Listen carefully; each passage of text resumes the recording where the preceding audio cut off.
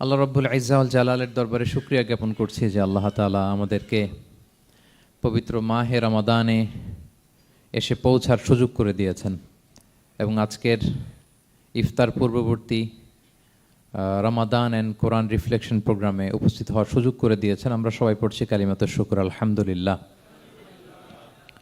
আল্লাহর শুকরিয়া জ্ঞাপনের পাশাপাশি আমি আজকের প্রোগ্রামের অর্গানাইজার বাংলাদেশ মুসলিম কমিউনিটি মালয়েশিয়াকে ধন্যবাদ জানাতে চাই। এরকম চমৎকার একটি রমাদানুল মুবারকে কোরআনিক একটি প্রোগ্রামের আয়োজন করবার জন্য আমরা দোয়া করছি আল্লাহ তাআলা যেন এই কমিউনিটিকে ইসলামের জন্য কবুল করে এবং আমাদের যে ভাইরা নিরলস পরিশ্রম করে এই প্রোগ্রামগুলো আয়োজন করছে, আল্লাহ তাআলা এই পরিশ্রম, এই ডেডিকেশন, এফোর্ট যেন তাদের নাজাতের ওসিলা বানায়। সম্মানিত শুধু আমরা সবাই জানি এই মাসটির এত বরকতের কারণ হচ্ছে এটি কোরআন নাজিলের মাস। শাহরু রমাদান আল্লাযী উনজিলা ফীহিল কুরআন হুদাল লিন-নাস ওয়া বাইয়িনাতিম মিনাল হুদা ওয়াল ফুরকান। রমাদান এমন মাস যে মাসে আল্লাহ তাআলা কোরআন নাজিল করেছে।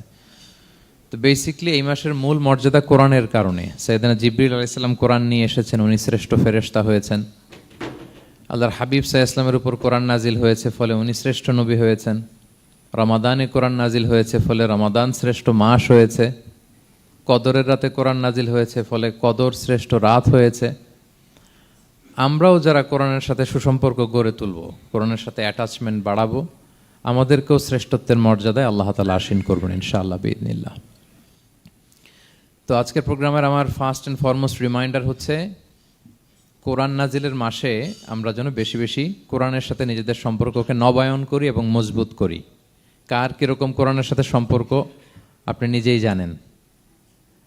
প্রতিদিন কত পৃষ্ঠা কোরআন তেলাওয়াত করেন, কোরআনের অর্থ পড়েন, কোরআনের তাফসির পড়েন কিংবা শোনেন, আপনি নিজেই জানেন। সো নিজে নিজে যেন একটু নিজেকে যেন কাঠগড়ায় দাঁড় করাই এবং নিজেকে যেন জিজ্ঞেস করি যে আমার সাথে কোরআনের সম্পর্ক কতটুকু মজবুত। যদি ঘাটতি থাকে, গ্যাপ থাকে, এটা যেন আমরা মেক আপ করি, ফুলফিল করি এই বরকতময় মাসে। আপনারা খেয়াল করে থাকবেন যে শুরুতেই আমি সূরা ওয়াদ-দুহা ওয়াল-লাইলি ইযা সাজার কয়েকটি আয়াত তেলাওয়াত করেছি। তো আজকে আমরা এই সূরাটির সংক্ষিপ্ত তাফসির পেশ করব ইনশাআল্লাহ বিইذنিল্লাহ।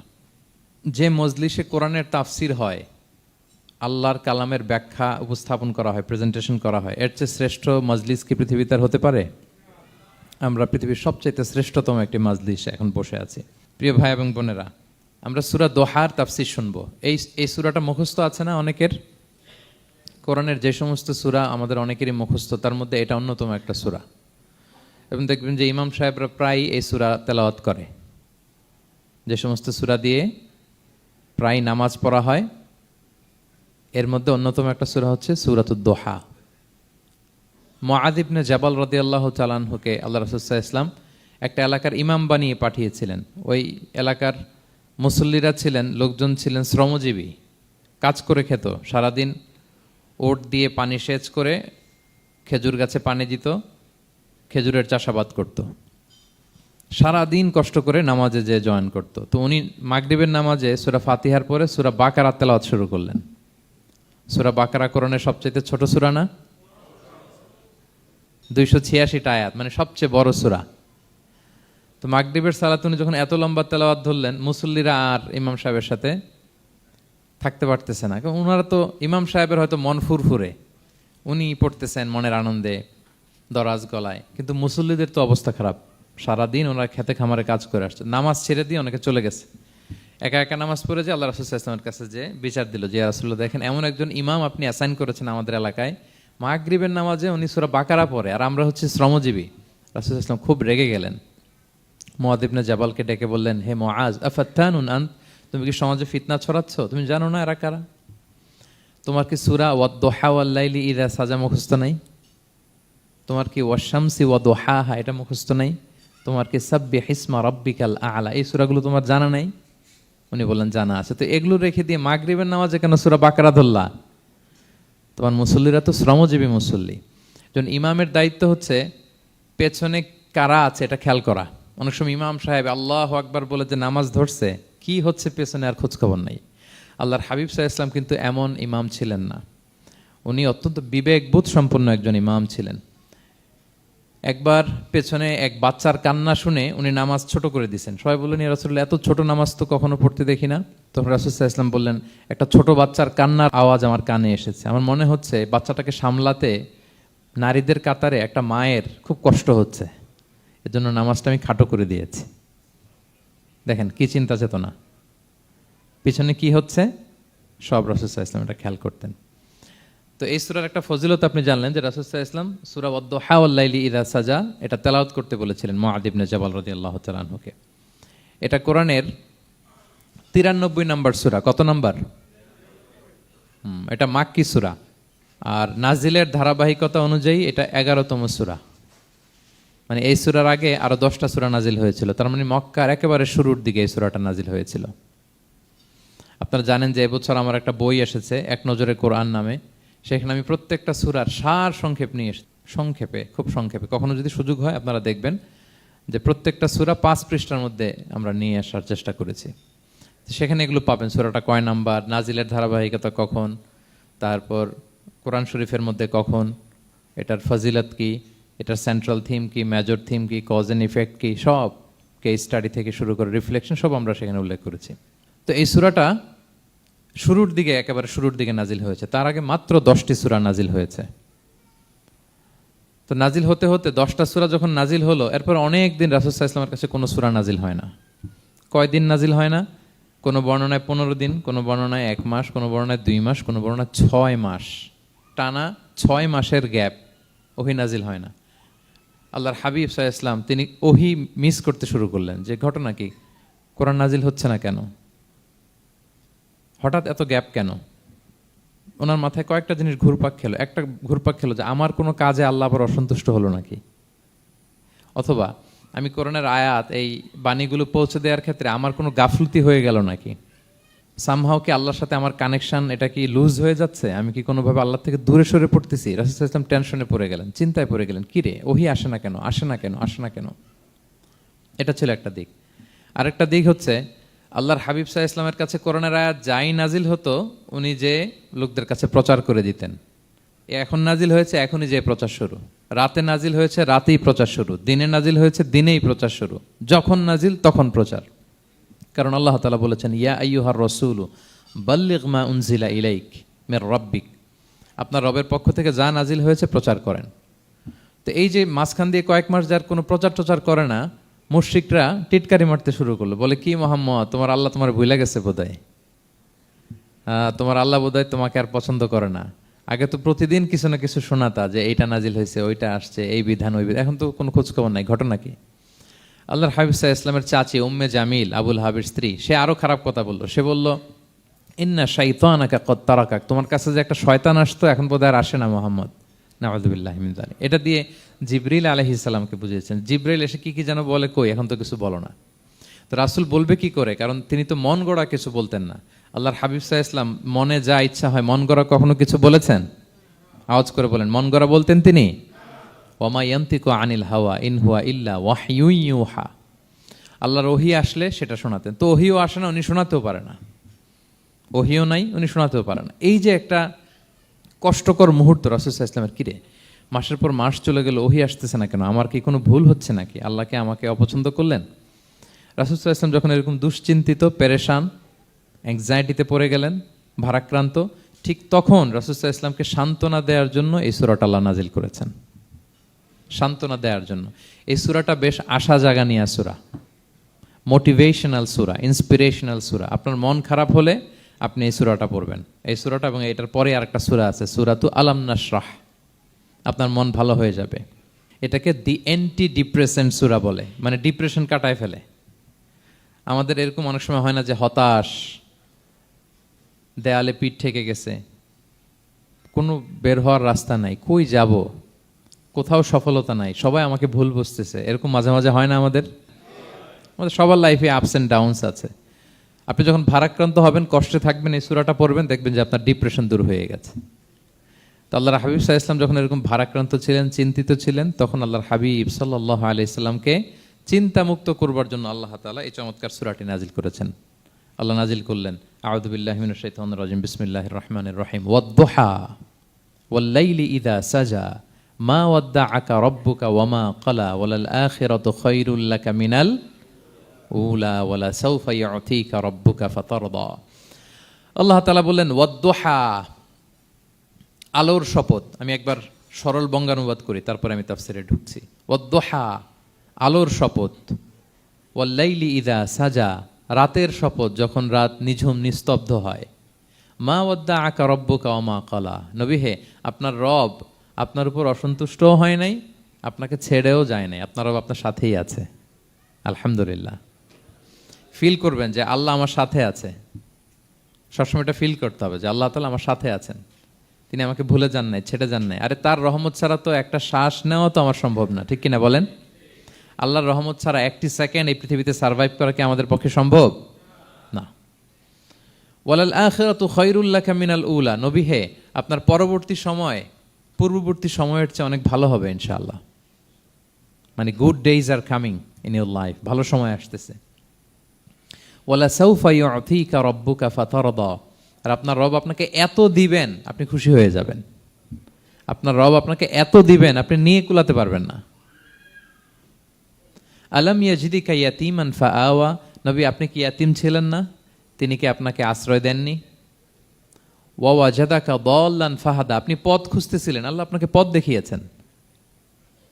ওয়া ওয়াজাদাকা আইলান ফাআগনা, আপনি নিঃস্ব রিক্ত হস্ত ছিলেন, আল্লাহ তাআলা আপনাকে ধনী বানিয়েছেন। ফাআম্মাল ইয়াতীমা ফালা তাকহার, খবরদার এতিমের সাথে কখনো কঠোর হবেন না। ওয়া আম্মা সাইলা ফালা তানহার, ফরিয়াদি যে সুয়াল করে হাত পাতে তাকে ধমক দিয়ে তাড়িয়ে দিবেন না। ওয়া আম্মা বিনি'মাতি রাব্বিকা ফাহাদ্দিস, আর আপনার রবের যে নেয়ামত আপনার প্রতি, এটার বর্ণনা করুন। সুবহানাল্লাহ। এ হচ্ছে সরল অনুবাদ সূরাতুদ দুহার। এবার আসুন আমরা এটার তাফসিরে ঢুকি। আল্লাহ তাআলা প্রথমে দুইটা শপথ করলেন, কসম করলেন, দুইটা ওথ। আমরা যদি সংক্ষেপে ভাগ করি তাহলে 11 আয়াত বিশিষ্ট এই সূরাতে প্রথম 2 আয়াতে দুইটা শপথ আছে, তারপরের 3টা আয়াতে রাসূল সাল্লাল্লাহু আলাইহি ওয়াসাল্লামকে 3টা কনফার্মেশন দেওয়া হয়েছে, সুসংবাদ দেওয়া হয়েছে। এরপরের 3টা আয়াতে আল্লাহর হাবিব সাল্লাল্লাহু আলাইহি ওয়াসাল্লামের অতীতে আল্লাহ কি নেয়ামত দিয়েছেন সেটার একটা রিমাইন্ডার দেওয়া হয়েছে। আর সবশেষে 3টা ওয়ার্ক প্ল্যান দেওয়া হয়েছে, কর্মসূচি, সেগমেন্ট। আপনি এক নজরে কোরআন এগুলো পাবেন, এরকম সেগমেন্ট আকারে আমরা ভাগ করেছি। আই রিপিট, আমি আবারও বলছি, সূরা দোহার 11 আয়াত বিশিষ্ট এই সূরার প্রথম 2 আয়াতে 2টি শপথ, তারপরের 3 আয়াতে 3টি সুসংবাদ, তারপরের 3 আয়াতে অতীতে যে রাসূলকে নেয়ামত দেওয়া হয়েছিল সেটা স্মরণ করিয়ে দেওয়া, আর শেষ 3 আয়াতে 3টা ওয়ার্ক প্ল্যান, কর্মসূচি, রাসূল সাল্লাল্লাহু আলাইহি ওয়াসাল্লাম কি করবেন। ক্লিয়ার হয়ে গেছে না সূরাটা? আসুন এবার তাফসিরে ঢুকি। আল্লাহ তাআলা বললেন ওয়াদ-দোহা, নবী আলোর শপথ। আলো, দোহা মানে আলো। আমার সাথে আওয়াজ করে বলুন, দোহা মানে কি? আলো, সকালের আলো, প্রভাতের সূর্য কিরণ। দিনের প্রথম অংশে একটা সানশাইন থাকে না, খুব চমৎকার লাগে 9টা 10টার দিকে, হ্যাঁ, সানশাইন। এই সকালের সানশাইনটাকে আরবিতে বলে দোহা। এই জন্য এই সময় আল্লাহর হাবিব সাল্লাল্লাহু আলাইহি ওয়াসাল্লাম নামাজ পড়তেন, এটাকে বলে সলাতুদ দোহা, মানে দোহার নামাজ। এটাকে বলে সলাতুদ দোহা, দোহার নামাজ। তো দেখেন রাসূল সাল্লাল্লাহু আলাইহি ওয়াসাল্লামের মন ভালো করবার জন্য প্রথমে আল্লাহর ওয়ার্ডিংটা দেখেন, আল্লাহ তাআলা কেমন চমৎকার শব্দ চয়েস করেন। প্রথমে আল্লাহ বললেন আলো। আলো বললেই তো মনটা ভালো হয়ে যায়, কি বলেন? এই আলো মানে আশার আলো, সম্ভাবনার আলো, প্রশান্তির আলো। ওয়াদ-দোহা, আলোর শপথ। মানে নবী আপনি হতাশ হবেন না, হাল ছাড়বেন না, ভরসা রাখুন। আপনি ঘর থেকে বের হন, দেখুন কি চমৎকার আলো। It's a beautiful day out there. যান, হোয়াট এ নাইস সানশাইন, কি চমৎকার উজ্জ্বল প্রভাতের সূর্য কিরণ। এত চমৎকার জলজলে সানশাইনিং এনভায়রনমেন্টে আপনার মন খারাপ হয় কি করে? ওয়াদ-দোহা, দোহার শপথ মানে প্রভাতের সূর্য কিরণের শপথ। আবার বললেন ওয়াল্লাইলি ইযা সাজা, রাতের শপথ, যখন সে রাত নিঝুম হয়, গভীর হয়, নিস্তব্ধ হয়। 2টা শপথ, আলোর শপথ আর রাতের অন্ধকারের শপথ। আলোর শপথ বলে বেসিকলি আল্লাহ তাআলা ওহির আগমনকে বুঝিয়েছেন, আর রাতের শপথ বলে আল্লাহ তাআলা বেসিকলি ওহির অনুপস্থিতিকে বুঝিয়েছেন। মানে রাত দিন দুইটাই যেমনি লাগে, আল্লাহ তাআলা বোঝাতে চাইলেন নবী আপনি টেনশন করবেন না, আমি উইথ ইউ, আমি আপনার সাথে আছি। ওহি আসা না আসা দুইটাই গুরুত্বপূর্ণ। রেগুলার যদি ওহি আসে এটা রিসিভ করতে আপনার কষ্ট হয়ে যাবে। আল্লাহর পক্ষ থেকে আসমানি কিতাবের যে ওহি, এটা সাধারণ কোনো কথা না। ইন্না সানুলকি আলাইকা কওলান সাকিলা, এটা খুব ভারী, হেভি ওয়েট। এটা পাহাড়ে নাজিল করলে, লাউ আনজালনা হাযাল কুরআনা আলা জাবাল লারাআইতাহু খাশিআম মুতাসাদ্দিআম মিন খাশিয়াতিল্লাহ, এটা মাউন্ট এভারেস্টের উপর নাজিল করলে পাহাড় ভেঙে খান খান হয়ে যেত। শীতের রাতে কোরআন নাজিল হলে রাসূল সাল্লাল্লাহু আলাইহি ওয়াসাল্লাম ঘেমে একাকার হয়ে যেতেন, কপাল বেয়ে টপ টপ করে ঘাম পড়তে ওহী রিসিভ করতে যেয়ে। তিনি ওটের উপরে করে মরুভূমিতে চড়ছেন, ওহী নাজিল হলে ওটের বুক মাটিতে মিশে যেত। এক সাহাবার মাথায় পায়ের মধ্যে মাথা রেখে রাসূল সাল্লাল্লাহু আলাইহি ওয়াসাল্লাম শুয়েছিলেন, তখন ওহী নাজিল হলো। সাহাবা বলছেন ওহীর ভারে মনে হচ্ছে যে আমার পায়ের হাড্ডিটাই ফেটে যাবে। তার মানে এটা খুব ভারী বাণী, খুবই ভারী, এটা সাধারণ কোনো কালাম না। তো এই যে রাসূল সাল্লাল্লাহু আলাইহি ওয়াসাল্লামের কাছে যে ওহী নাজিল হচ্ছিল, এটা যদি রেগুলার নাজিল হয়, এটা রিসিভ করা রাসূল সাল্লাল্লাহু আলাইহি ওয়াসাল্লামের জন্য সহজ হবে না, কঠিন হয়ে যাবে। রেগুলার ওহী নাজিল হলে এটার যে পাওয়ার, প্রেশার, রাসূল সাল্লাল্লাহু আলাইহি ওয়াসাল্লামের স্নায়ু এটা বরদাস্ত করতে পারবে না। তো আল্লাহ বোঝাতে চাইলেন, নবী, আমি কাফির রাজা বলে আপনাকে আমি ভুলে গেছি, কখনো না, নেভার এভার। বরং আপনার যাতে একটু রেস্ট হয়, আরাম হয়, আপনাকে একটু কমফোর্ট দেওয়ার জন্য আমি সাময়িকভাবে ইচ্ছে করে ওহীটা বন্ধ রেখেছি। সুবহানাল্লাহ পড়বেন না? আপনার যাতে একটু কমফোর্ট হয়, আপনার যেন একটু আরাম হয়, ওহী রিসিভ করে করে যেন আপনি অভ্যস্ত হতে পারেন, এজন্য আমি ইচ্ছা করে আপনাকে একটু আরাম দেওয়ার জন্য ওহী বন্ধ রেখেছি। সারাদিন যদি, মানে দিনের 24 ঘন্টায় যদি সূর্য থাকে, ভাল লাগবে? আচ্ছা বলেন, 6 মাস টানা সূর্য ভাল লাগবে আপনার? রোদের গরমে আমরা অস্থির হয়ে যাব। তো 12 ঘন্টা সূর্যের আলোর পরে যেমনি রাতের দরকার আছে, আল্লাহ বোঝাতে চাইলেন ওহী নাজিল হওয়ার পাশাপাশি মাঝে মাঝে ওহী ব্রেক দেওয়ার দরকার আছে, ওহী বন্ধ থাকার দরকার আছে। ফলে আপনি হ্যাবিচুয়েটেড হবেন, ওহী রিসিভ করা না করা এটা আপনার জন্য ইজি হয়ে যাবে। যখন আপনি আপনার জন্য ওকে হয়ে যাবে, তখন আমি লাগাতার ওহী নাজিল করব। তাহলে ওরা যে বলে আমি আপনাকে ভুলে গিয়েছি, না, আমি আপনাকে ভুলি নাই, বরং আপনার আরামের জন্য খানিকটা সময় আপনাকে বিশ্রামের সুযোগ করে দেওয়ার জন্য আমি আল্লাহ ওহী বন্ধ রেখেছি। সুবহানাল্লাহ। তার মানে আল্লাহ তাআলা নবীকে ভুলেন নাই বা নবী সাল্লাল্লাহু আলাইহি ওয়াসাল্লামের উপর অসন্তুষ্ট হন নাই, ইচ্ছে করে আল্লাহ তাআলা কিছুদিন ওহী বন্ধ রেখেছেন। প্রতিদিন সূর্য থাকলে যেমনি ভাল লাগে না, মানে 24 ঘন্টা, এজন্য 12 ঘন্টা সূর্য দিয়ে আল্লাহ 12 ঘন্টা রাত দিয়েছেন, আমাদের আরামের, বিশ্রামের, ঘুমের আয়োজন করেছেন। ঠিক তেমনি রেগুলার ওহী রিসিভ করলে রাসূল সাল্লাল্লাহু আলাইহি ওয়াসাল্লামের জন্য কষ্ট হয়ে যাবে, এজন্য ইচ্ছে করে আল্লাহ গ্যাপ দিয়েছেন। আল্লাহর হাবিব সাল্লাল্লাহু আলাইহি ওয়াসাল্লামের উপর আল্লাহ অসন্তুষ্ট হননি। এটাই আল্লাহ তাআলা বললেন যে ওয়াদ-দুহা ওয়াল-লাইলি ইযা সাজা, প্রভাতের সূর্য কিরণের শপথ, রাতের নিঝুম নিস্তব্ধ পরিবেশের শপথ। মা ওয়াদ্দাআকা রাব্বুকা ওয়া মা ক্বালা, আপনার রব আপনারে ভুলেও যায় নাই, আপনারে ছেড়েও যায় নাই, আপনার উপর নাখোশও হয় নাই। সুবহানাল্লাহ। আপনার রব আপনার সাথেই আছে, এটা সবসময় ফিল করবেন যে আমার রব আমার সাথে আছে। এটা ফিল করলে আপনার মধ্যে যে সাহস আসবে, আপনি কল্পনাই করতে পারবেন না যে এত এনার্জি আপনার ভিতরে আসলো কি করে। আপনারা খেয়াল করেছেন, বছর খানিক আগে ভারতবর্ষের আমাদের এক বোনের সামনে কিছু সন্ত্রাসী, ওরা জয় শ্রীরাম জয় শ্রীরাম বলতেছিল, মনে আছে? কিন্তু আমার ওই বোন মুস্কান কি বলছিল বলেন তো? তার এক আল্লাহু আকবারে from north to south, from east to west, the entire globe প্রকম্পিত হয়েছে। আমরা সবাই পড়েছি আল্লাহু আকবার, সবাই আমরা কি পড়েছি? আল্লাহু আকবার। কারণ সে ফিল করেছে যে আল্লাহ আমার সাথে আছে। মনকে তুমি বুঝিয়ে বলো আল্লাহ আছেন আমার সাথে, এটা ফিল করতে হবে। আল্লাহর হাবিব সাল্লাল্লাহু আলাইহি ওয়াসাল্লামকে আল্লাহ তাআলা এইটাই অ্যাসিউরেন্স দিলেন, কনফার্মেশন দিলেন যে মা ওয়াদ্দাআকা রাব্বুকা ওয়া মা ক্বালা, আপনার রব আপনাকে ভুলে যায় নাই, আপনার রব আপনার প্রতি অসন্তুষ্ট হয় নাই। আমি ইচ্ছা করে ওহীটা বন্ধ রেখেছি যাতে আপনার আরাম হয়। সুবহানাল্লাহ। আল্লাহর হাবিব সাল্লাল্লাহু আলাইহি ওয়াসাল্লামের প্রতি আল্লাহ তাআলা কতটা টেক কেয়ার করতেন দেখেন। রেগুলার ওহী নাজিল হলে রাসূল সাল্লাল্লাহু আলাইহি ওয়াসাল্লামের কষ্ট হয়ে যাবে, এজন্য তিনি কিছুদিন ওহী বন্ধ রেখে রাসূল সাল্লাল্লাহু আলাইহি ওয়াসাল্লামকে বিশ্রামের ব্যবস্থা করে দিয়েছেন। তাহলে প্রথম 3টা আয়াত ক্লিয়ার না সবার কাছে? আচ্ছা, প্রথম 2টো আয়াতে 2টা শপথ গেল, এরপরে 3টা সুসংবাদ। সুসংবাদের প্রথমটা হলো আমি ভুলিও নাই, ছাড়িও নাই, আপনার সাথে আছে। এরপর আল্লাহ বললেন ওয়ালাল আখিরাতু খায়রুল লাকা মিনাল উলা, নবী হে, আপনার পরবর্তী সময় পূর্ববর্তী সময়ের চেয়ে ভালো হবে।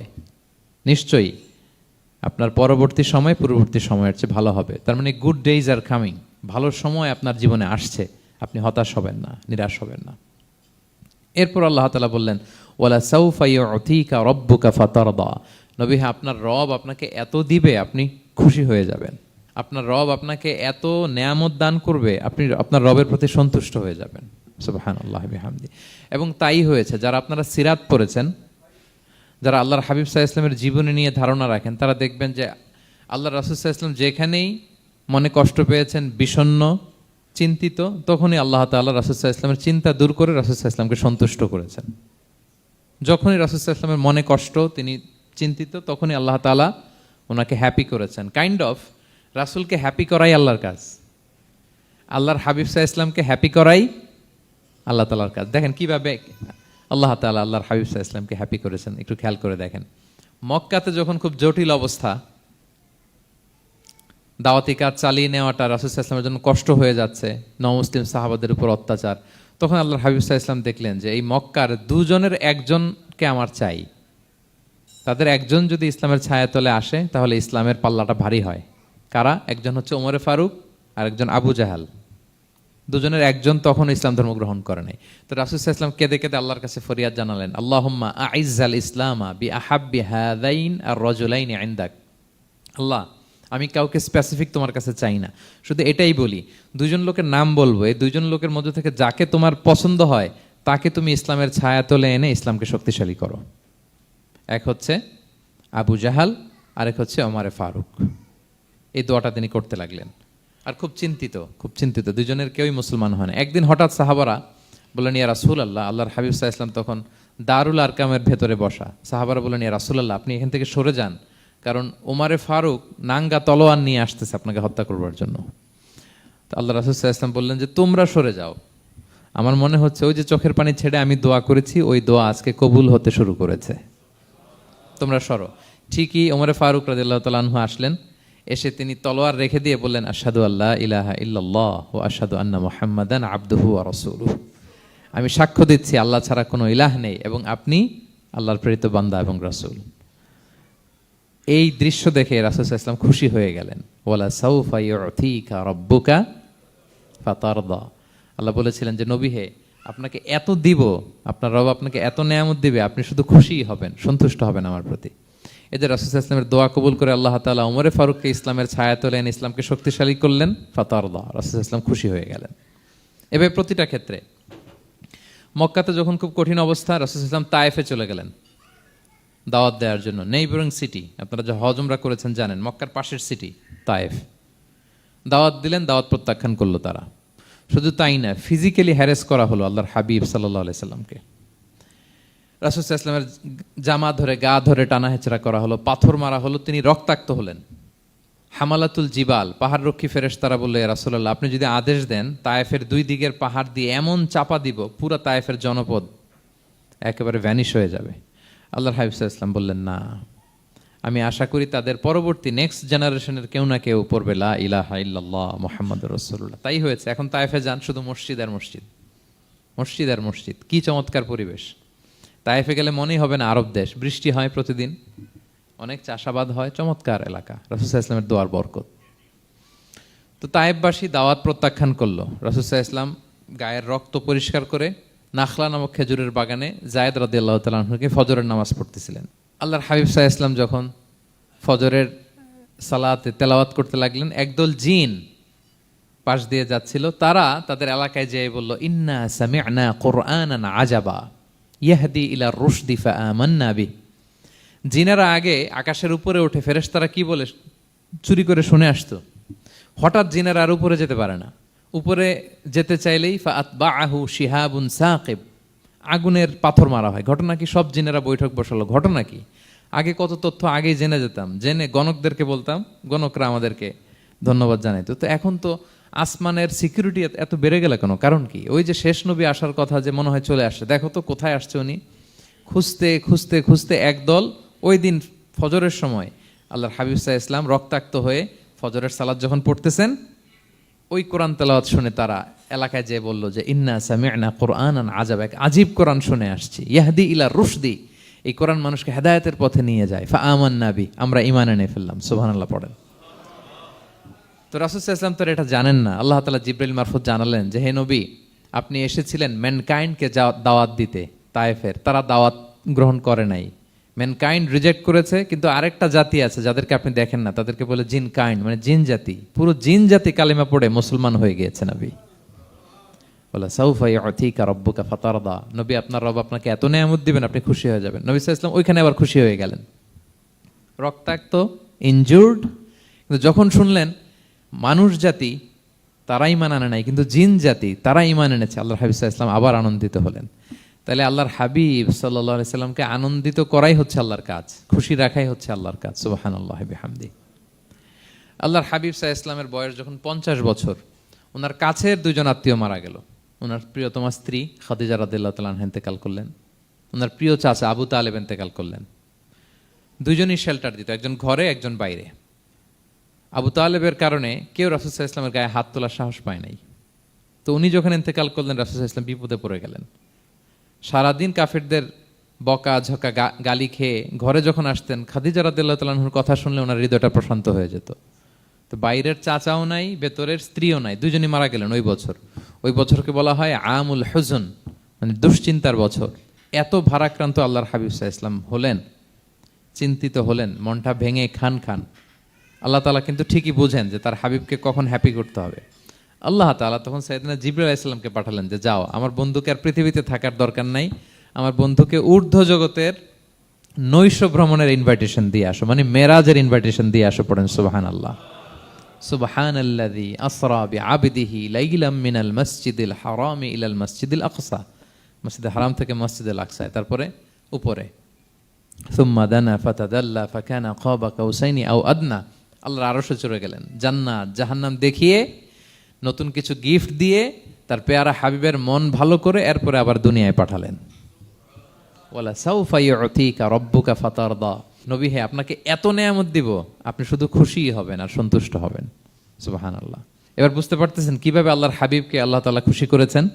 মক্কায় আর থাকতে পারতেছেন না, এমন অবস্থা যে কোনো সময় আল্লাহর হাবিব সাল্লাল্লাহু আলাইহি ওয়াসাল্লামকে হত্যা করা হবে। আল্লাহ তাআলা আল্লাহর হাবিবের জন্য নতুন জায়গার ব্যবস্থা করে দিলেন, তওবা কিংবা তাইবা, যেটাকে আমরা মদিনা বলি। তিনি মদিনায় গেলেন, আবার রাসূল সাল্লাল্লাহু আলাইহি ওয়াসাল্লামের হৃদয় প্রশান্ত হলো। কিন্তু মদিনায় যে তিনি কাবাকে মিস করতে আরম্ভ করলেন। আল্লাহর হাবিব সাল্লাল্লাহু আলাইহি ওয়াসাল্লাম নবী হওয়ার পরে টানা 14 বছর কিবলা ছিল কিন্তু বাইতুল মাকদিস। কিন্তু মক্কায় যখন তিনি ইবাদত করতেন, তিনি বাইতুল মাকদিসের দিকেই হয়েই নামাজ পড়তেন, কিন্তু সামনে কাবাটারে রাখতেন। কথা বুঝতে পেরেছেন? মক্কায় যখন তিনি নামাজ পড়তেন 13 বছর, কিবলা যেহেতু বাইতুল মাকদিস, বাইতুল মাকদিসের দিকেই হয়ে নামাজ পড়তেন, কিন্তু মাঝখানে রাখতেন কোনটারে? কাবাকে। তাহলে কেমন যেন কাবাই তার সামনে। আচ্ছা, কিন্তু মদিনায় যখন গেলেন, এখন তো আর সুযোগ নাই, কাবা একদিকে, বাইতুল মাকদিস আরেক দিকে, এখন কাবাকে আর সামনে রাখা যাচ্ছে না। মিস করতে লাগলেন কাবাকে। আর প্রত্যেক নামাজের পরে আকাশের দিকে তাকায় থাকেন, ইস আল্লাহ যদি আয়াত নাজিল করে আমার জন্মস্থান যে মক্কা, আমার পূর্বপুরুষ ইব্রাহিম আলাইহিস সালামের যে ওই কাবার দিকে যদি কিবলাটা ঘুরাই দিত, কতই না ভালো হতো।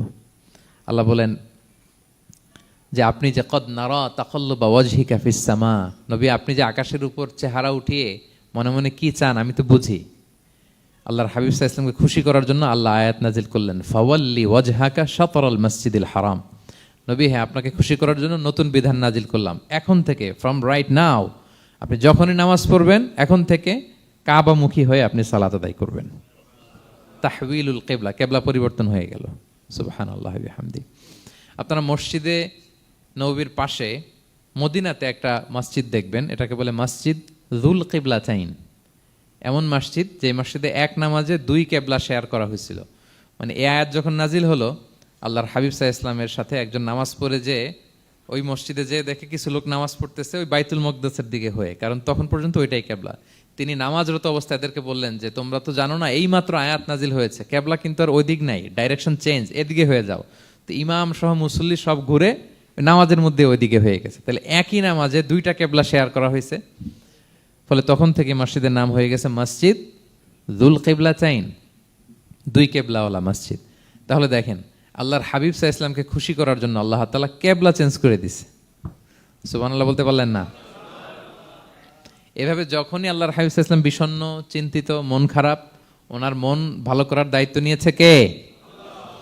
জিবরাইল এসে শোনাতে লাগলো, আগের জামানায় কেউ 500 বছর 700 বছর হায়াত পেয়েছে। বনি ইসরাইলের অনেক মুজাহিদ 1000 বছর জেহাদ করেছে। কয় হাজার বছর? জেহাদি করছে 1000 বছর। আমরা হায়াত পাই কয় বছর? আমাদের হায়াত কয় বছর অন অ্যান অ্যাভারেজ? 60-70। আল্লাহর হাবিব সাল্লাল্লাহু আলাইহি ওয়াসাল্লাম এটাই বলেছেন যে আমার উম্মতি মা বাইনা 60 ইলা 70, আমাদের গড় আয়ু 60 থেকে 70। ওয়া আকাল্লুহুম মা ইয়াজুজু যালিক, আর সামান্য অল্প সংখ্যকই মানুষ এটাকে ক্রস করতে পারে। এই কথা শুনে যে আগের উম্মত 1000 বছর জেহাদ করছে, এটা শুনে রাসূল সাল্লাল্লাহু আলাইহি ওয়াসাল্লাম আবার কাঁদতে আরম্ভ করলেন, হায় রে আমার গুনাহগার উম্মতের কি হবে, আমার উম্মত তো 60-70 শেষ, আমার উম্মতের কি হবে। আবার চিন্তিত, আবার কান্নাকাটি। তখন আল্লাহ তাআলা নাজিল করলেন, ইন্না আনজালনাহু ফি লাইলাতিল কদর ওমা আদরাকা মা লাইলাতুল কদর লাইলাতুল কদরি খায়রুম মিন আলফি শাহর। নবী আপনি কাঁদবেন না, ওদেরকে হায়াত দিছি বেশি, কদর দেই নাই। আপনার উম্মতকে হায়াত কম দিছি, কিন্তু আপনার উম্মতের জন্য আমি লাইলাতুল কদর রেখে দিয়েছি। এক কদরের রাতে আবাদত করলে খায়রুম মিন আলফি শাহর, 1000 মাস আবাদত করলে যে পরিমাণ সওয়াব, অতটুকু না, খায়ের এর চেয়ে বেশি সওয়াব আল্লাহ তাআলা আপনার উম্মতের আমলনামায় দিয়ে দিবেন। আবার আল্লাহর হাবিব সাল্লাল্লাহু আলাইহি ওয়াসাল্লাম মন ভালো হয়ে গেল। ওয়ালা সাউফা ইউতিকা রাব্বুকা, সবাই বলেন ওয়ালা সাউফা ইউতিকা রাব্বুকা ফাতারদা। নবী হে এত দিব, আপনি শুধু হ্যাপি হবেন, হ্যাপি। এরপরে বদরের যুদ্ধে বিজয় দান করলেন, মক্কা বিজয় দান করলেন, তাবুক যুদ্ধে বিজয় দান করলেন। সব শেষে জান্নাতে ওনার জন্য স্পেশাল একটা জায়গা থাকবে, ওই জায়গায় কেউ বসতে পারবে না। জায়গাটার নাম মাকামে মাহমুদ। ওয়া মিনাল লাইলি ফাতাহাজ্জাদ বিহি নাফিলাতাল লাকা আসা আন ইয়াবআসাকা রাব্বুকা মাকামাম মাহমুদা। ওই মাকামে মাহমুদের সিংহাসনে আল্লাহর হাবিব সাল্লাল্লাহু আলাইহি ওয়াসাল্লাম বসবেন, ওনার জন্য স্পেশাল, খাস, কেউ এখানে বসতে পারবে না। তার মানে হ্যাপি শুধু দুনিয়াতেই করবে না আল্লাহ তাআলা, আল্লাহর হাবিবকে আখিরাতেও করবে। আল্লাহর হাবিব সাল্লাল্লাহু আলাইহি ওয়াসাল্লামকে কাউসার দেয়া হবে, ইন্না আতাইনা কাল কাউসার। হে নবী আপনাকে কাউসার দিয়েছি, এমন হাউজে কাউসার, যে হাউজে কাউসারের সামনে পান পেয়ালা, যেটা দিয়ে পানি নিয়ে আপনি উম্মতকে খাওয়াবেন, এটার সংখ্যা আকাশের তারা যত বেশি তার চেয়েও বেশি। হাউজে কাউসারের পানি এটা দুধের চেয়েও সাদা, বরফের চেয়েও ঠান্ডা, মধুর চেয়েও মিষ্টি। এক ঢোক যে খাবে চিরকালের জন্য তার গলা থেকে তৃষ্ণা মিটে যাবে। He will never ever be thirsty again. একবার খাইছে তো শেষ। পেতে চান সেটা আল্লাহর হাবিবের কাছ থেকে? আমরা পেতে চাই কি চাই না বলেন? ইন্না আতাইনা কাল কাউসার। নবী আপনাকে আমি কাউসার দিয়েছি। সব শেষে আল্লাহর হাবিব সাল্লাল্লাহু আলাইহি ওয়াসাল্লাম সুপারিশ করার অনুমতি পাবেন, যেদিন কেউ সুপারিশ করতে পারবে না। সবাই বলবে নফসি নফসি নফসি নফসি, থার থার করে কাঁপবে। এক একজন নবী, ইব্রাহিম আলাইহিস সালাম, ঈসা আলাইহিস সালাম, মূসা আলাইহিস সালাম, থার থার করে কাঁপবে। আর আল্লাহর হাবিব সাল্লাল্লাহু আলাইহি ওয়াসাল্লাম ওই মাকামে মাহমুদে সিংহাসন ফেলে দিয়ে সেজদায় শুধু কাঁদতে থাকবে, আর সেজদার মধ্যে বলবে উম্মতি উম্মতি উম্মতি উম্মতি। হে আল্লাহ আপনি আমার গুনাহগার উম্মতকে বাঁচান, আল্লাহ আপনি আমার গুনাহগার উম্মতকে বাঁচান, আল্লাহ আপনি আমার গুনাহগার উম্মতকে বাঁচান। আল্লাহ তাআলা এটা সহ্য করতে না পেরে জিবরাইল আলাইহিস সালামকে বলবেন যে ওয়াসআলহু মা ইউবকিক, জিবরাইল যাও জিজ্ঞেস করো তো আমার বন্ধু এত কাঁদে কেন, কি চায় জিজ্ঞেস করো। তো আল্লাহর হাবিব সাল্লাল্লাহু আলাইহি ওয়াসাল্লাম বলবেন আল্লাহুম্মা উম্মতি উম্মতি, আল্লাহ আমার উম্মতকে বাঁচান, আমার গুনাহগার উম্মতকে বাঁচান।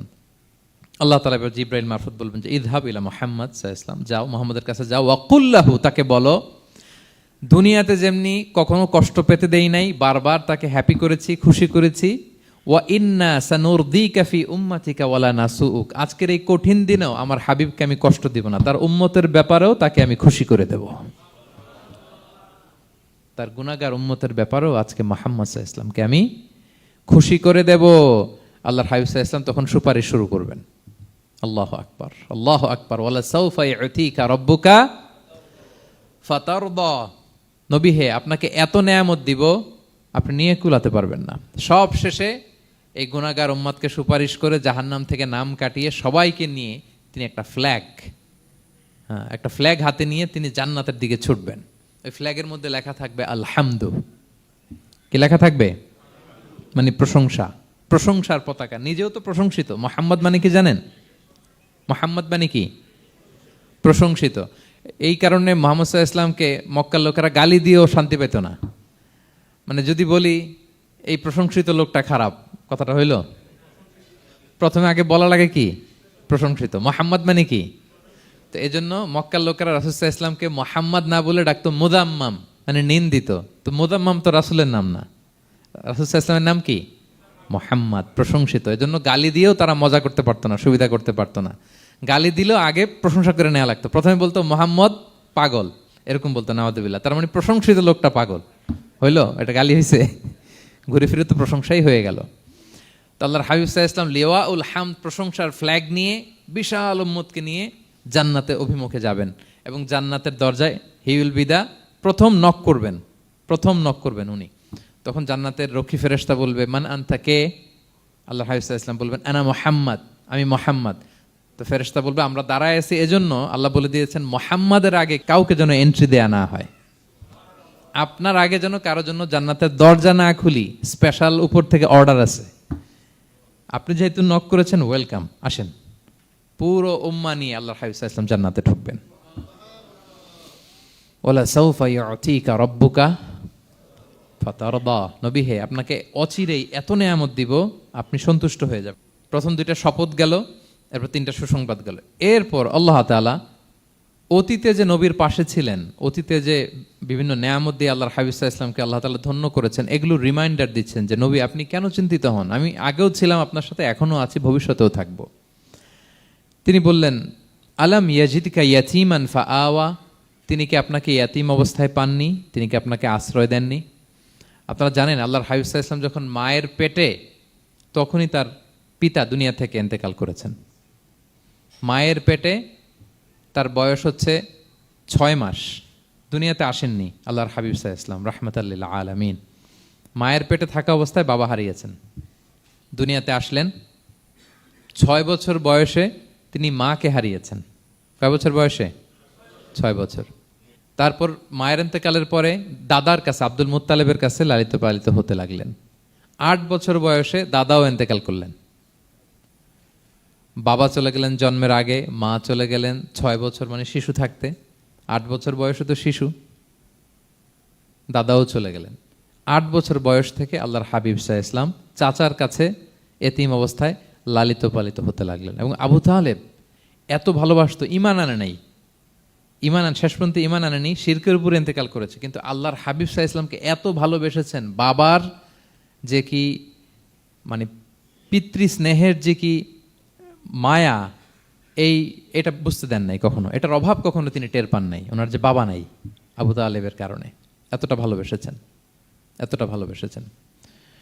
তার মানে কখনোই রাসূল সাল্লাল্লাহু আলাইহি ওয়াসাল্লামকে লালন পালন, রক্ষণাবেক্ষণ, টেক কেয়ারের কোনো গ্যাপ আল্লাহ তাআলা রাখেননি।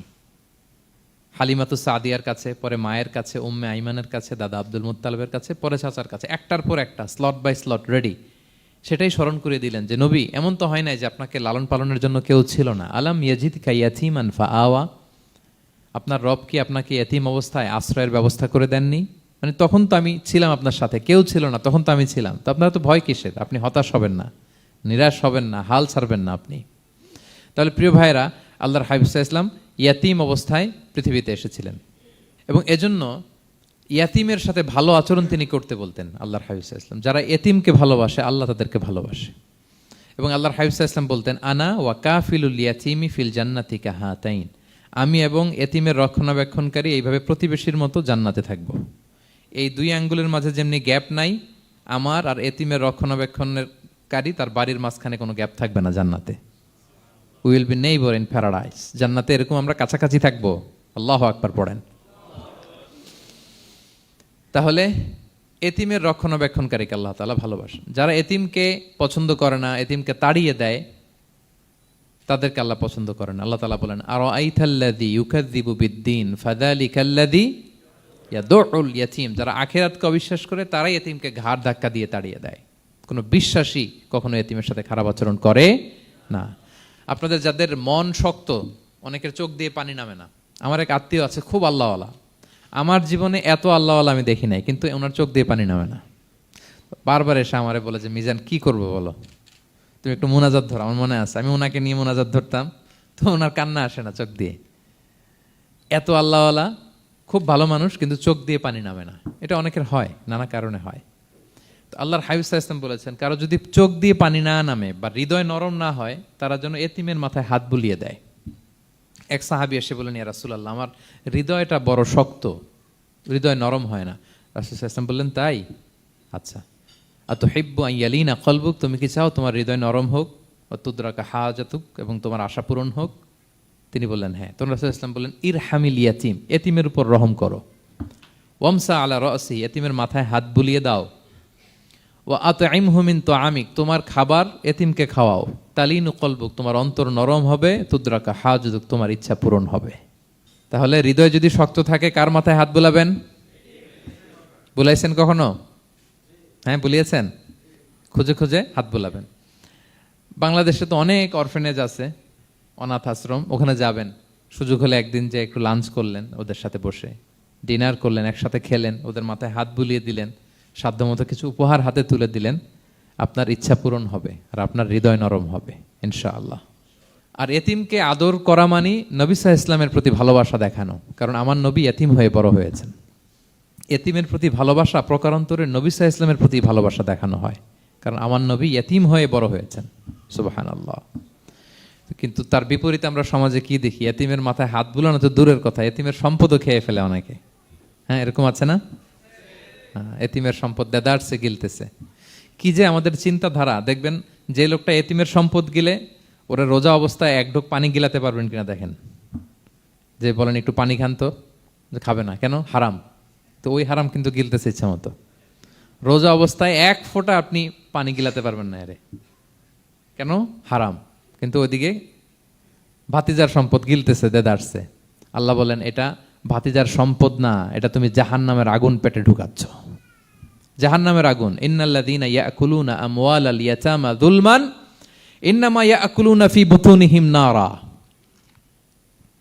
ওয়া সায়াসলাউনা সাঈরা। যারা এতিমের সম্পদ খায়, এটা সম্পদ না, এটা জাহান্নামের আগুন তুমি পেটে ঢুকাচ্ছ। সো এতিমের প্রতি যেন আমরা নমনীয় হই, তাদের মাথায় হাত বুলাই, তাদের জন্য খরচ করি, তাদের প্রতি যেন আমরা দয়াদ্র হই, কারণ আমার নবী এতিম অবস্থায় বড় হয়েছেন। তাহলে নবী সাল্লাল্লাহু আলাইহি ইসলামকে এটা স্মরণ করে দিলেন, নবী আপনি তো এতিম ছিলেন, আমি তো আপনাকে রক্ষণাবেক্ষণের ব্যবস্থা করছি। আর কি করেছি? ওয়াজাদাকা দাল্লান ফাহাদা। নবী আপনাকে আমি এমন অবস্থায় পেয়েছি, আপনি পথ খুঁজতেছিলেন, আমি আপনাকে পথ দেখিয়েছি। You are searching the right path and I guided you to the right sense of direction. আপনি পথ খুঁজতেছিলেন, আমি পথ দেখাইছি। এখানে দল্লানের অর্থ পথভ্রষ্ট করা যাবে না। ওয়াজাদাকা দল্লান, হে নবী আপনাকে আমি পথভ্রষ্ট পেয়েছি, পরে পথ দেখাইছি, এরকম বলা যাবে না। এটা আল্লাহর হাবিব সাল্লাল্লাহু আলাইহি ওয়াসাল্লামের ক্ষেত্রে প্রযোজ্য নয়। অনেক বাংলা তাফসীর অর্থে আমি দেখেছি পথ হারা, নবী আপনাকে আমি পথ হারা পেয়েছি, পথ দেখেছি, এটাও খুব একটা সুন্দর না। সবচেয়ে সুন্দর হচ্ছে নবী আপনি পথ খুঁজতেছিলেন, সত্যের অনুসন্ধানী ছিলেন। অনেক সময় দেখবেন অনেক পথিক যেতে যেতে এমন এক জায়গায় যায়, দেখে 3 রাস্তা কিন্তু কোনো সাইনবোর্ড নাই। পুরাতন রাস্তাগুলোতে এরকম অনেক সময় হতো না আমাদের, 3 দিকে রাস্তা, কোনো সাইনবোর্ড নেই, তো যাবো কই? এটা বুঝালেন যে নবী আপনি পথ খুঁজতেছিলেন, আমি আপনাকে দেখিয়েছি, হে নবী এটাই সিরাতুল মুস্তাকিমের পথ। ওয়াজাদাকা দাল্লান ফাহাদা, আপনি পথ খুঁজতেছিলেন, আমি আপনাকে পথ দেখিয়েছি। তো ছোটবেলায় সাথে ছিলাম, পথ খুঁজতেছিলেন, পথ দেখালাম, আমি আপনার ভুললাম কোথায়? কাফিরদের কথায় মন খারাপ করেন কেন যে তারা বলে আমি আপনাকে ভুলেছি, ছেড়েছি? নো, নেভার এভার, আমি আপনার সাথেই আছি। তারপর আল্লাহ তাআলা বললেন ওয়াজাদাকা আইলান ফাআগনা, তিনি আপনাকে রিক্ত হস্ত, নিঃস্ব পেয়েছেন, সম্পদহীন অবস্থায় পেয়েছেন, পরে সম্পদশালী করেছেন। সুবহানাল্লাহ।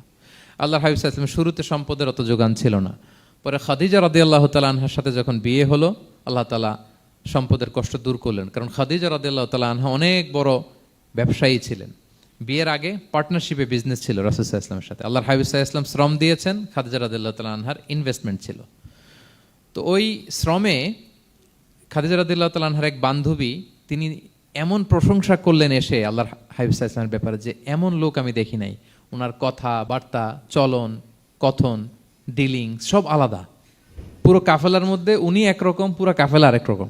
এই কথা শুনে তো খাদিজা রাদিয়াল্লাহু তাআলা আনহা আকৃষ্ট হলেন যে এরকম একজন সৎ লোকই তো আমার চাই।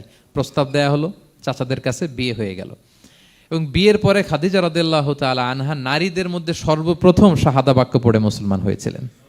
নিজের সব সম্পদ আল্লাহর হাবিব সাল্লাল্লাহু আলাইহি ওয়াসাল্লামের পায়ের সামনে এনে দিয়ে দিলেন, ইয়া রাসূলুল্লাহ আমার সম্পদ মানে আপনার সম্পদ, ইসলামের জন্য যত মনে চায় আপনি খরচ করেন। ওয়াজাদাকা আইলান ফাআগনা, আপনাকে আল্লাহ নিঃস্ব পেয়েছেন, সম্পদের ব্যবস্থা করে দিলেন। পরবর্তীতে মদিনায় যে খায়বার যুদ্ধের পরে অনেক সম্পদের ব্যবস্থা আল্লাহ তাআলা করে দিয়েছিলেন। তাহলে ছোটবেলায় ইয়াতিম ছিলেন, আল্লাহ টেক কেয়ার করলেন। পথ খুঁজতেছিলেন, আল্লাহ পথ দেখায় দিলেন।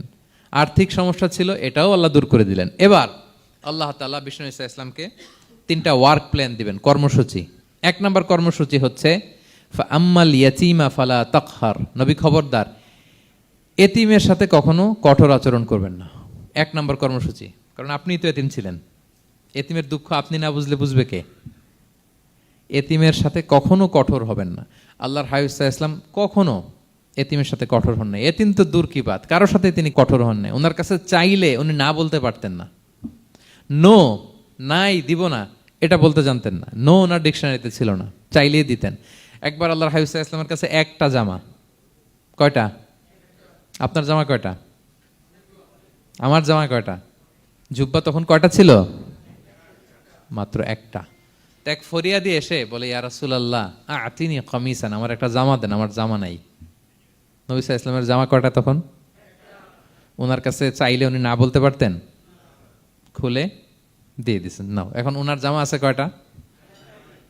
তো জামাও নাই, বেরও হতে পারে না। কি এক মুসিবত! আল্লাহ তাআলা আয়াত নাজিল করলেন, ওয়াল্লাযীনা ইযা আনফাকু লাম ইউসরিফু ওয়া লাম ইয়াকতুরু ওয়া কানা বাইনা যালিকা কাওয়ামা। নবী হে, যারা বিশ্বাসী তারা দানের সময় ভারসাম্য করবে। মানে অনেকগুলো থাকলে আপনার একটা দিতেন, ছিলই যখন একটা, ওইটার হকদার তো ফরিয়াদির চেয়ে আপনি বেশি। এখন যে দিয়ে দিলেন, আপনি পড়বেন কি? অনেকগুলো থাকলে না হয় আপনি দিতেন, ছিলই একটা, এটার সবচেয়ে যোগ্য, অধিকতম যোগ্য এবং হকদার তো আপনি। সুবহানাল্লাহ, সুবহান। কি নবী ছিল, কি নবী ছিল! না বলতে পারতেন না, মানুষকে ফিরিয়ে দিতে জানতেন না। আল্লাহ বললেন, নবী হে, আপনার প্রথম কর্মসূচি ফাআম্মাল ইয়াতীমা ফালা তাকহার, খবরদার এতিমকে কখনো, এতিমের প্রতি কঠোর হবেন না। এক নম্বর কর্মসূচি। এটা শুধু নবীর জন্য কর্মসূচি নাকি আমাদের জন্য না? হ্যাঁ, সবার জন্য। এতিমদের সাথে যেন আমরা রূঢ় ভাষী না হই, তাদের সাথে যেন রূঢ় আচরণ না করি। 2 নাম্বার, ও আম্মা সাইলা ফালা তানহার, ফরিয়াদিকে ধমক দিবেন না, হাত পাতলে ধমক দিবেন না। আমরা অনেক সময় ধমক দেই, আপনারা দেন কখনো? না, আমরা দিতে পারবো না, ধমক দিতে নিষেধ করেছেন আল্লাহ তাআলা। আম্মা সাইলা ফালা তানহার, যদি না থাকে বুঝিয়ে বলেন যে এখন পারতেছি না, কিন্তু ধমক দিবেন না কখনো। কারণ আপনি এখন বড় সাহেব হয়ে গেছেন, প্রাইভেট কারের পাশ থেকে দেখবেন যে স্যার 2টা টাকা দেন, কিছু খাই নাই, হায় রে ছিঁড়া কাপড়, মলিন চেহারা, ভাঙ্গা একটা থালা হাতে নিয়ে, স্যার 5টা টাকা দেন। আল্লাহ আপনারে স্যার বানাইছে আর ওরে বানাইছে ভিখারি। আচ্ছা বলেন তো, জায়গাটা চেঞ্জ করতে আল্লাহর কত সময় লাগে? ওরে ভিতরে বসায় স্যার বানাবে আর আপনারে ভাঙ্গা একটা থালা দিয়ে এরকম ওই যে টোল টোল যেখানে নেয় ওখানে দাঁড় করাবে। বলেন আল্লাহর কয় সেকেন্ড লাগবে? লাগবে? লাগবে? 1 সেকেন্ডও লাগে না। সো ও আম্মা সাইলা ফালা তানহার, ফরিয়াদিকে ধমক দিয়ে তাড়িয়ে দিও না, খবরদার। ওকে আল্লাহ ফরিয়াদি বানিয়ে পরীক্ষা করছে, আর তোমাকে আল্লাহ সম্পদশালী বানিয়ে পরীক্ষা করছে। তাহলে 1 নম্বর কর্মসূচি ছিল এতিমের সাথে রূঢ়ভাষী হবেন না। 2 নম্বর হচ্ছে ফরিয়াদিকে ধমক দিবেন না। 3 নম্বর, ও আম্মা বিনিআমাতি রাব্বিকা ফাহাদ্দিস, আল্লাহ তাআলা আপনাকে যে নেয়ামত দিয়েছে এই নেয়ামতের আপনি কি করেন? বর্ণনা করেন। ও আম্মা বিনিআমাতি রাব্বিকা ফাহাদ্দিস, আল্লাহ নেয়ামতের বর্ণনা করেন, শুকরিয়া করেন। কারণ আল্লাহ তাআলা আমাদের অনেককে ইয়তিম বানায় নাই, আমাদেরকে ফরিয়াদি বানায় নাই। আমরা অনেকেই আছি, আমরা এখনো ইয়তিম না, আমার আব্বা আম্মা এখনো বেঁচে আছেন, আমাদের অনেকের আব্বা আম্মা বেঁচে আছেন। ইয়তিম মূলত ছোট অবস্থায় যদি বাবা মারা যায় তাকে আরবিতে ইয়তিম বলে। মান মাতা আবুহু ওয়া হুয়া সগীর, কেউ ছোট, তার বাবা মারা গেছে, তাকে শরীয়তের পরিভাষায় কি বলে? ইয়তিম। তা আমরা অনেকেই তো ইয়তিম না, আমরা অনেকেই তো অন্যের কাছে হাত পাতা লাগে না, তো আমরা ভালো আছি না? আমাদের দেখবেন যে প্রায় হিসাবটা হচ্ছে আমার কি নাই। আমাদের হিসাবটা কি? কি নাই। কি যে আছে এটার হিসাব করে কুলানোও যাবে না, ঠিক কিনা বলেন? হ্যাঁ, ঠিক যেই মুহূর্তে এখানে বসে আমরা এই চমৎকার ইফতারি নিয়ে বসে আছি, ঠিক একই মুহূর্তে দেখবেন যে হসপিটালের আইসিইউতে শুয়ে শুয়ে কাতরাচ্ছে অনেকে। হ্যাঁ, ঠিক এই মুহূর্তে কিডনি ডায়ালিসিস চলতেছে, দেখছেন? কিডনি পেশেন্ট এদিকে ছিদ্র করে ব্লাড সব বের হয়ে রিফাইনিং হয়ে আরেক দিক দিয়ে ঢুকে, ওর চিৎকার শুনলে। বার্ন ইউনিটে গেছেন কখনো? আগুনে পোড়া রুগী, আপনার তো অনেক কিছু নাই, আমার এটা নাই, ওইটা নাই, আল্লাহ এটা দিল না, এটা নিয়ে আসেন। আপনি বার্ন ইউনিটে একদিন যায়েন, তাহলে বুঝবেন যে আল্লাহ আপনারে কত শান্তিতে রেখেছে। না খেয়ে কয় রাত কাটিয়েছি আমরা, বলেন তো? কত লোক বাড়ি ভাড়া পরিশোধ করতে পারে না, ঋণের বোঝায় জর্জরিত, দুরারোগ্য ব্যাধিতে আক্রান্ত, ক্যান্সারের লাস্ট স্টেজে। তাদের সাথে একটু দেখা করেন, 4th স্টেজে চলে আসছে ক্যান্সার পেশেন্ট। তার চেহারা, তার খাবার, তার চলাফেরা, কিভাবে তার প্রতিটা সেকেন্ড কাটে, একটু দেখে আসবেন, তাহলে বুঝবেন যে কত আল্লাহর দেয়া নেয়ামতের সাগরে হাবুডুবু খাই আমরা। এজন্য আল্লাহ বলেছেন 3 নম্বর কর্মসূচি হচ্ছে ওয়া আম্মা বিনিআমাতি রাব্বিকা ফাহাদ্দিস, আল্লাহ নেয়ামতের শুকরগুজার হও। আল্লাহ যে নেয়ামত দিয়েছে এই নেয়ামত তুমি বর্ণনা করো। অনেকে আছে আল্লাহ নেয়ামত দিলে ওটা প্রকাশ করতে চায় না, এটা আল্লাহ পছন্দ করে না। মানে আপনি যদি অনেক সম্পদশালী হন, আপনি সুন্দর পরিচ্ছন্ন জামা পরবেন, মানুষকে দান করবেন, আপনার বাড়ি ঘর সুন্দর হবে, এটা নিষেধ নয়, এটা ভালো। আপনি আল্লাহর দেয়া নেয়ামত ব্যবহার করতে পারবেন এবং বলতেও পারবেন, কিন্তু শুকরান লা ফখরান, শুকরিয়া স্বরূপ বলবেন, ফখর করে, অহংকার করে না। বলতে পারেন আলহামদুলিল্লাহ, আল্লাহ তালা আমাকে 4টা ছেলে দান করেছে, 4 জন হাফেজ, আল্লাহ তালা আমাকে থাকার মতো একটা ঘর দিয়েছে, একটা বাড়ি দিয়েছে, একটা গাড়ি দিয়েছে, সম্মান নিয়ে সমাজে চলার মতো আল্লাহ তালা আমাকে দিয়েছেন। এটা যদি আপনি শুকরিয়া স্বরূপ বলেন, এটাতে সমস্যা নেই, কিন্তু অহংকার নিয়ে বলা যাবে না। ইন্নাল্লাহ ইউহিব্বু আইয়ারা আসারা নি'মাতিহি আলা আবদিহি, আল্লাহ তাআলা যে নেয়ামত তার বান্দাকে দিল, ওইটার একটা নমুনা দেখতে আল্লাহ পছন্দ করে। আল্লাহ বানাইছে আপনার বিলিয়নিয়ার, আপনি হচ্ছেন ছেঁড়া পরা জামা পরে চলেন, হবে? বানাইছে আল্লাহ তাআলা আপনাকে অনেক সম্পদশালী, আপনার চলা ফেরা কোনো রুচিই নাই, এটা হইলো না। আল্লাহ চায় যে তোমার যে নেয়ামত দিছে এটার একটা নমুনা তোমার মধ্যে থাক, এটাও শুকরগুজার হওয়ার একটা আলামত। তাহলে 3 নম্বর কর্মসূচি কি? ওয়া আম্মা বিনি'মাতি রাব্বিকা ফাহাদ্দিস, আল্লাহর নেয়ামতের শুকরগুজার হও, আল্লাহ তাআলা যে নেয়ামত দিয়েছে সেটা বর্ণনা করো। তাহলে প্রিয় ভাইয়েরা, সূরাতুদ দোহা এটা হচ্ছে একটা মোটিভেশনাল সূরা, আশা জাগানিয়া সূরা, অ্যান্টি ডিপ্রেশন বলি আমি এই সূরাটাকে। ডিপ্রেশন থাকলে চলে যাবে, কারণ ওয়ালাল আখিরাতু খায়রুল লাকা মিনাল উলা, হে নবী আপনার পরবর্তী সময় আপনার পূর্ববর্তী সময়ের চেয়ে ভালো। সবসময় আশাবাদী হবেন। সূরা দোহার 1 নম্বর শিক্ষা হচ্ছে বি অপটিমিস্টিক, মানে অপটিমিজম, আশাবাদী হওয়া, নিরাশ হওয়া যাবে না। বিশ্বাসীদের, মুমিন মুসলিমের ডিকশনারিতে হতাশা নিরাশা নাই, আমার ডিকশনারিতে অন্তত নাই, আপনাদের আছে কিনা জানি না। আজকে থেকে বলেন আপনাদের ডিকশনারিতে হতাশা নিরাশা রাখবেন? আমাদের কোনো হতাশা নাই, নিরাশা নাই, কারণ আমরা যে পরিস্থিতিতে থাকি না কেন আমাদের সাথে কে আছেন? লা তাহজান ইন্নাল্লাহা মা'ানা, চিন্তিত হয়ো না, আল্লাহ আমার সাথে আছেন।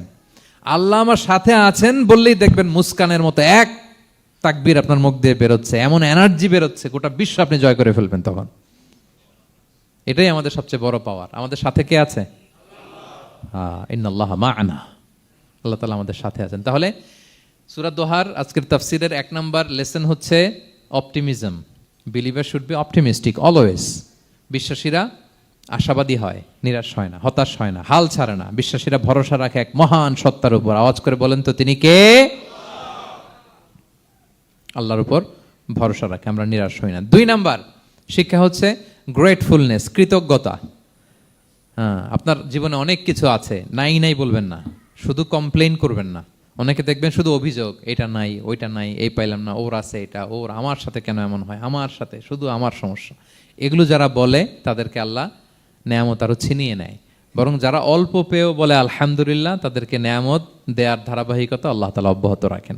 সব অবস্থায় আলহামদুলিল্লাহ, যে কোনো পরিস্থিতিতে, যে কোনো অবস্থায় কি বলবো আমরা? আপনি খেয়াল করে দেখেন না যে আপনার কি কি আছে, কত কিছু যে আপনার আছে, অবাক করা। 3 নাম্বার কাইন্ডনেস। 3 নম্বর লেসন হচ্ছে কাইন্ডনেস, দয়া। আমরা যেন অন্যের প্রতি দয়াশীল হই। আপনি অন্যের প্রতি দয়ালু হলে আপনার প্রতি দয়ালু হবো কে?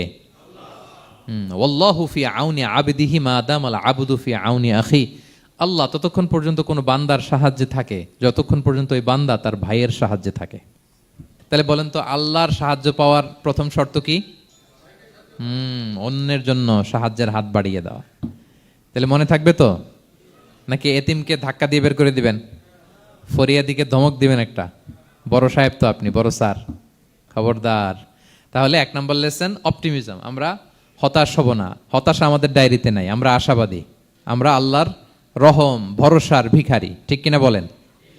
2 নম্বর লেসন হচ্ছে গ্রেটফুলনেস। আমরা সবসময় আল্লাহর প্রতি শুকরগুজার হব, কৃতজ্ঞ হব। আল্লাহর হাবিব সাল্লাল্লাহু আলাইহি ওয়াসাল্লাম বলতেন, আল্লাহুম্মা জাআলনি সাবুরা ওয়া জাআলনি শাকুরা ওয়া জাআলনি ফি আইনি সগীরা ওয়া ফি আয়ুনিন নাসি কাবীরা। আল্লাহ আপনি আমাকে ধৈর্যশীল বান্দা বানান, আপনি আমাকে শুকরগুজার বানান।